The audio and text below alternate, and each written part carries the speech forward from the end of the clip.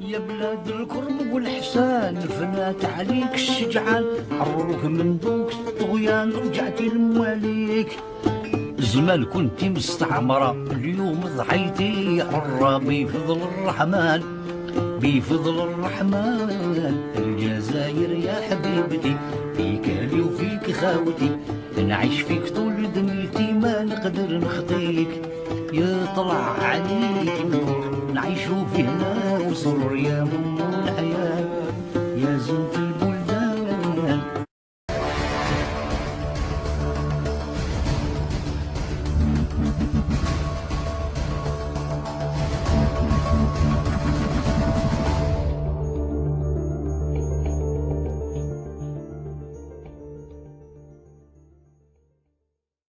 How many of you have children or are enough of a child that you might have read J.K. Rowling's Harry Potter series?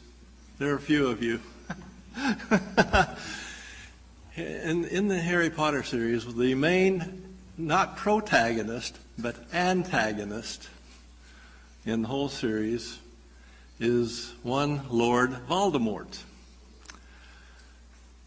He is such a nasty protagonist, such a horrible person, if you want to call him a person. So just scary, horrible, that no one dares speak his name. So it is he who cannot be named. Now, what are we talking about? We're talking here about something that a lot of people, including Hugo Chavez, have been talking about for quite a few years now. It's fourth generation asymmetric war. And whether we like it or not, whether we're prepared for it or not, or whether we want it or not, it's here, it's with us. We are dealing with it. We are engaged in a fourth generation asymmetric war. Now, what is war? War is the compulsion to accept the enemy's will. Compulsion. In the past, under the tradition of the Westphalian treaties and the so-called Peace of Westphalia,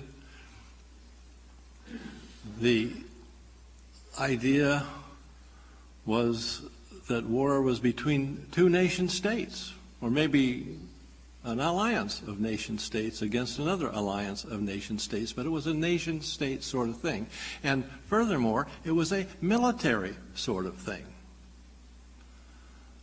Flags flying, uniforms resplendent, crossing the sovereign borders of another country to take a province or a market or maybe the whole thing.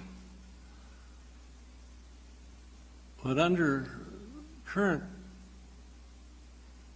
experience in the last, particularly the last 20 or so years, we found that that's becoming more and more obsolete, and what is more and more in vogue is the fourth generation asymmetric war.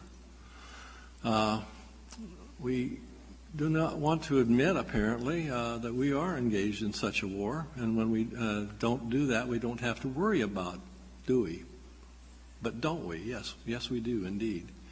And the charge that Mr. Chavez gave to the officer corps in 2005 at the military academy in Caracas, when he charged every member of the officer corps in Venezuela to learn fourth generation asymmetric war and develop doctrine to deal with it.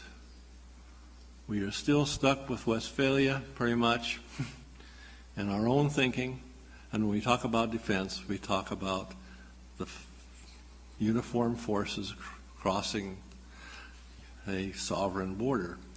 But today, that's not happening. The last big confrontation of that nature, in Latin America anyway, took place when? Arturo? War of the Pacific, right? That was 100 years ago. But we have been engaged, whether we want to admit it or not, whether we like it or not, in a problem of fourth generation asymmetric war. What's the objective of fourth generation asymmetric war? It's not to crush another military organization or to destroy a nation's capability of fielding a military force abroad. The objective is to wear down, slowly but surely, the will of the targeted country for the purposes of, say that again? Gaining influence. And eventually, beyond gaining influence, and probably more, not just eventually, but in reality, the real objective is to compel that enemy to your will. And whether that type of war is as bloody as traditional shock and awe or whatever, whether it's not as bloody as the World War II was, or Korean War was, or some of the other wars that we've all been engaged in were, the fact is that compulsion, whether it's more benign or not, is still compulsion. And something we ought to give some thought to. Now then, our objective is to control or strangely come to the point of influencing another enemy or entity to your will. The common denominator in all this is a thing we call destabilization. We don't run uniformed forces across borders anymore, or not very often anymore anyway. And military forces are not uniformed. They're not all male. They're also female. They're not all adult. They're also children. And we've got to understand these things, and we've got to deal with them. And the only way we can deal with them effectively is because, since they are transnational problems, what kind of solutions do we need? Ta-da! Transnational solutions. And Ambassador Anaudi has suggested not only that we go that direction, but we take another step further. We have to use brain power. Brain power is the main weapon in this context. Brain power. Smart power. It's not firepower. What took down the Berlin Wall? Tanks, artillery, airplanes? No, the German Deutschmark. Ta-da!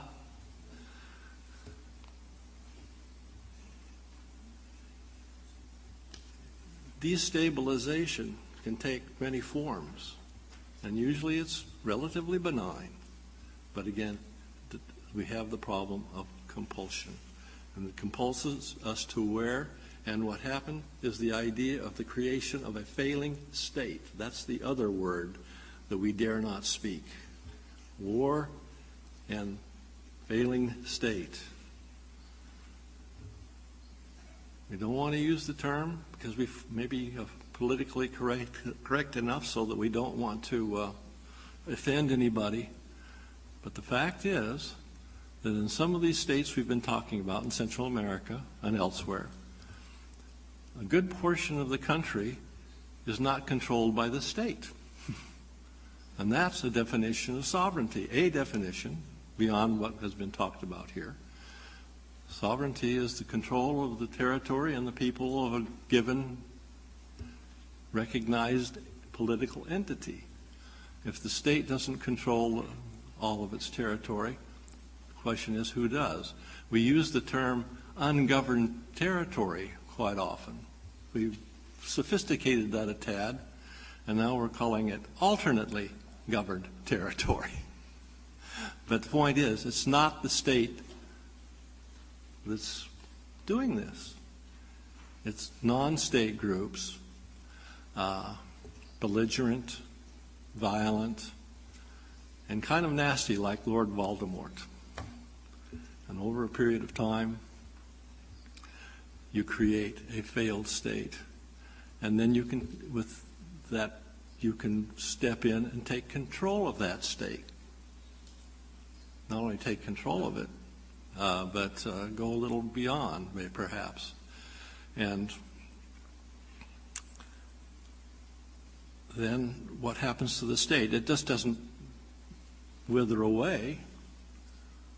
It still exists. Somebody's going to have to take care of it if nobody comes in and takes control of it and runs away with it.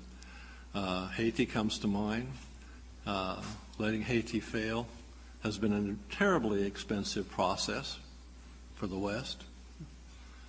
Other countries have been known to become criminal states. New People's Republics. In a situation like this, it's the last man standing, no matter how badly he's been beaten, the last man standing is the victor.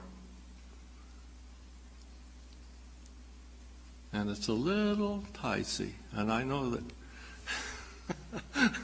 there may be some problems with this. I'm taking too much, not enough time, but too much in any case.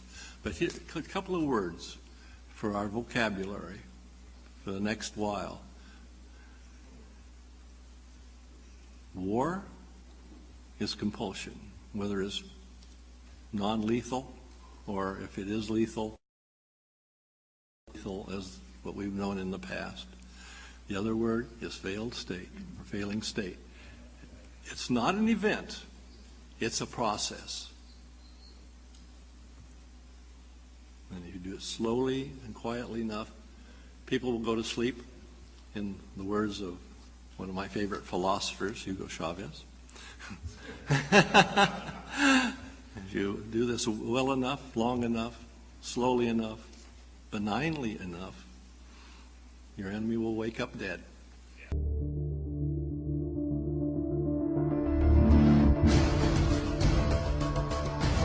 أنتم السبب. أنتم يا من تدعون الدفاع عن الإسلام باسم الجهاد، أنتم كنتم السبب في عودة الصليب إلى شمال مالي، إلى تومبوكتو، العاصمة التي كانت مصدر إشعاع للإسلام في القارة السمراء. إذن أنت أيتها الجماعات الإرهابية المسلحة التي تدعي الجهاد باسم الإسلام، أنت من ضربت الإسلام في العمق.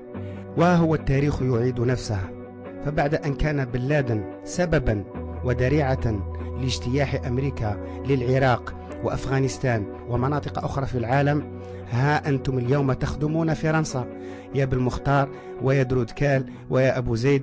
أنتم كنتم الذريعة التي عادت فيها واجتاحت فرنسا مالي، فكلكم يعمل وفق أجندة واضحة انكشفت وانفضحت للكل. إلى هنا ينتهي ما لا يقال في هذا العدد، وإلى عدد قادم إن شاء الله. من الشرق للغرب والجبال، من الجنوب للشمال، ناسك يا بلادي بطال ما يسمحوا فيك.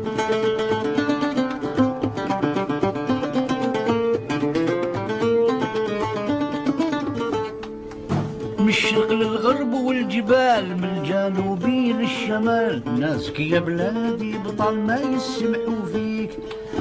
فيك الشبان قايمة، رفعوا الراية في السما، زادوا لك في الشان، زادوا لك في الشان.